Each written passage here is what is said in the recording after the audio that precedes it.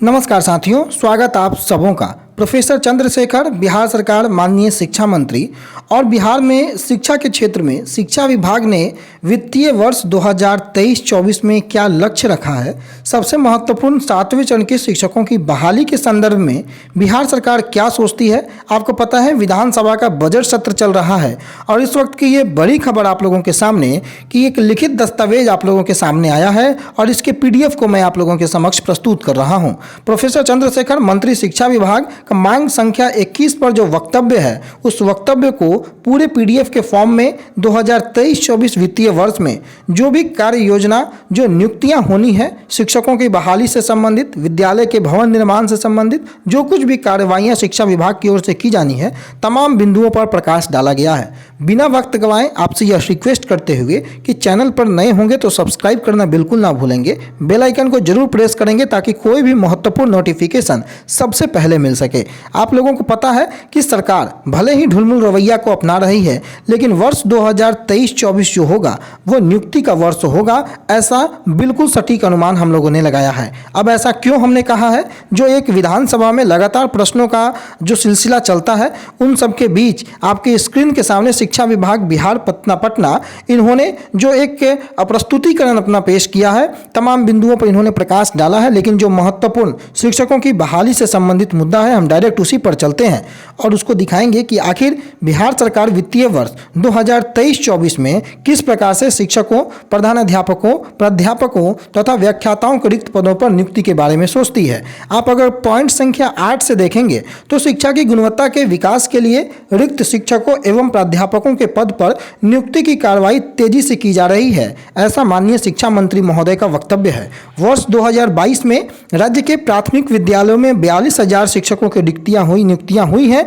मध्य विद्यालयों में लगभग 2500 शारीरिक एवं स्वास्थ्य अनुदेशकों की नियुक्तियां पिछले वर्ष हुई है। वहीं माध्यमिक की अगर बात कर ले तो आपको पता है 32,000 से अधिक सीटों पर छठे चरण की प्रक्रिया चल रही थी, परंतु दुर्भाग्य से मात्र 2700 से अधिक शिक्षक मिल पाए हैं।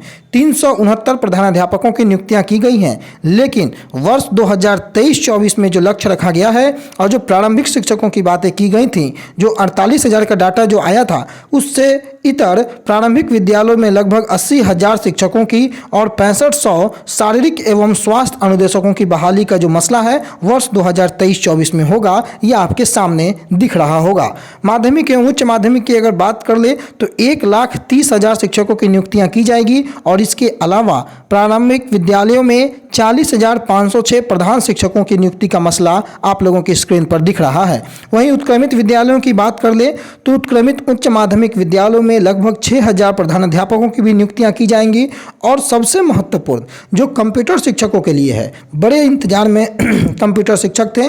आपको पता है कि इस डिजिटल जमाने में डिजिटल बिहार का सपना देखने वाले जो योग्य शिक्षक कंप्यूटर के क्वालिफाई अभ्यर्थी हैं, उनके लिए 7,360 सीटें अप्रूव हुई थी और उन्हें कंप्यूटर शिक्षा को बढ़ावा देने के लिए अब उस पद को जो सृजन किया गया था उनको नियुक्ति की जाएगी। उन पदों पर नियुक्ति जो होगी वो वर्ष 2023-24 में ही होगी, इन 7,360 पदों पर। ये बहुत अच्छी और बहुत सुखद अनुभूति वाली खबर कंप्यूटर के योग्य अभ्यर्थी जो क्वालिफाई हैं उनके लिए है। वहीं समावेशी शिक्षा को बढ़ावा देने के लिए विभिन्न दिव्यांगता के प्रशिक्षित विशेष शिक्षकों से प्राथमिक से उच्च माध्यमिक स्तर तक जो सृजित किए गए पद हैं उन पर भी नियुक्तियां वर्ष 2023-24 में ही होंगी। बजट सत्र चल रहा है, शिक्षा विभाग की महत्वपूर्ण गतिविधियां इस वक्त जो रुकी हुई हैं उस पर माननीय शिक्षा मंत्री का यह लिखित वक्तव्य जो आया है बहुत अहम योगदान देता है आगे भावी जो आगामी 7वें चरण के शिक्षकों की बहाली होनी है। इसके अलावा उर्दू, फारसी, अरबी विषय के लिए भी टेट और स्टेट आयोजित करने का लक्ष्य और 26,500 पदों को भरने की कार्य योजना भी शिक्षा विभाग बना रहा है। वहीं नियुक्ति नियमावली की अगर बात कर ले तो नियुक्ति नियमावली में बदलाव, बिहार सरकार शिक्षक नियुक्ति जो प्रक्रिया हो रही है उसमें बड़ा बदलाव करने जा रही है और 7वें चरण के शिक्षक नियुक्ति प्रक्रिया को पारदर्शी और त्रुटि रहित बनाने के उद्देश्य से सेंट्रलाइज और निष्पक्ष तरीके से प्रक्रिया के लिए नई नियमावली बनाई जा रही है और इसमें शिक्षकों के सेवा शर्त बेहतर होंगे और जो अनियमितताओं की जो खबरें आती हैं उन पर प्रभावी नियंत्रण हो सकेगा। तो एक नियुक्ति नियमावली के संदर्भ में भी एक पॉइंट, एक बड़ा जो केंद्रीकृत और ऑनलाइन सेंट्रलाइज की जो बातें, निष्पक्ष प्रक्रिया हो, इसकी बातें जो चल रही थी, उस पर भी माननीय मंत्री महोदय का लिखित वक्तव्य जो है अब आ चुका है।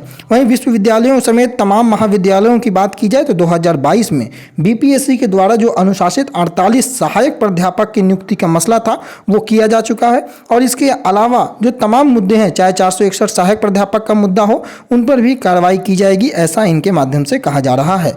तो लगातार जो नियुक्तियां जो विद्यालयों में, महाविद्यालयों में या फिर जो शिक्षकों, प्रोफेसर, लाइब्रेरियन की बहाली सहित तमाम मुद्दों पर इन्होंने प्रकाश डाला है।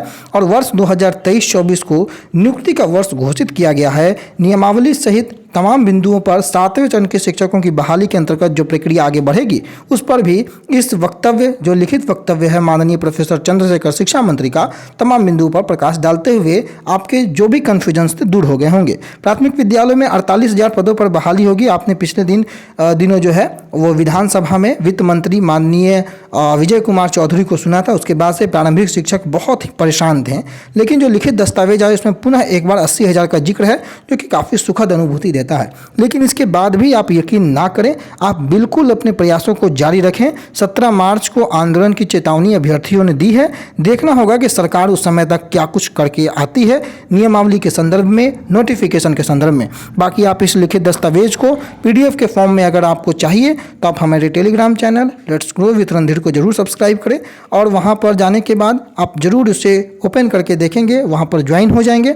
ये PDF आपको वहां मिल जाएगा। हमारे चैनल पे आप अगर नए हैं तो आप सब्सक्राइब करके दोस्तों तक शेयर भी कर सकते हैं। और इस पूरे PDF में जो भी महत्वपूर्ण, चाहे वो किसी भी योजना, किसी भी मध्य विद्यालय भवन, बिहार में मुख्यमंत्री प्रोत्साहन योजना, बिहार शताब्दी मुख्यमंत्री बालिका पोशाक योजना, तमाम मुद्दों पर शिक्षा विभाग की ओर से जो गतिविधि आगे बढ़ाई जा रही है, उससे संबंधित दिशा निर्देश, आगे की जाने वाली कार्रवाई, दिशा निर्देश, तमाम बिंदुओं पर प्रकाश डाला है। इसलिए इस वीडियो को देखना और दोस्तों तक शेयर करना बहुत महत्वपूर्ण हो जाता है। फिलहाल के लिए इन्हीं सभी बिंदुओं के साथ इस वीडियो में हम आपको यहीं छोड़े जाते हैं। आपका दिन शुभ हो।